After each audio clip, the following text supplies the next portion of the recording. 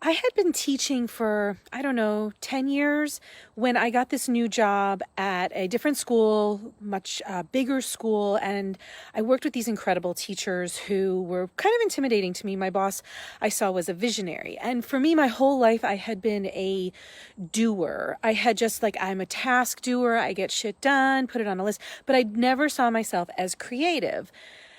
And when I got to this school and I would be in meetings, these creative people, like there were 17 or 18 of us in a department, we would sit around and everybody would have idea after idea after idea that they would throw at the in the meetings. And I just was so frustrated because I couldn't I couldn't make anything happen from their ideas. It was just like always ideas, no implementation. And so I went like a whole year with this, not saying anything, because like, who was I to say anything, right? Like who are we to ever say anything, especially when we're new or we're young or we're inexperienced or whatever. So a lot of times we just swallow what we know needs to change. So by the end of that year, I was super frustrated. And again, we were at like an all-day planning meeting and I had taken all of their ideas. Like I kind of quietly went up to the whiteboard and took all of the ideas that had been splatted against the board. And I just started moving things around and color coding them. And I was showing them that their ideas, like there were linear ways to look at these ideas so that if we did step one and then step two and then step three, they could have the outcome that they were desiring. But we never got there because they were like, what if visionary people? And I was just a stupid worker bee, right? Like I was just a what person. I was a task person. For a long time, I beat myself up. So I'm standing at this whiteboard and color coding everything. And I'm like, oh my God, what are they going to think? Are they going to judge me? And at that moment, my boss, who I was pretty intimidated by, looked up and he's like, he looked at what I did and he kind of looks at all of the lists that I had made and he's like, wow, I guess you were exactly what we needed around here. And it was this moment, and I was like 34 in this moment, I think. And he was like, you were exactly. And so for 34 years, I had just seen myself as a task doer, not a creative.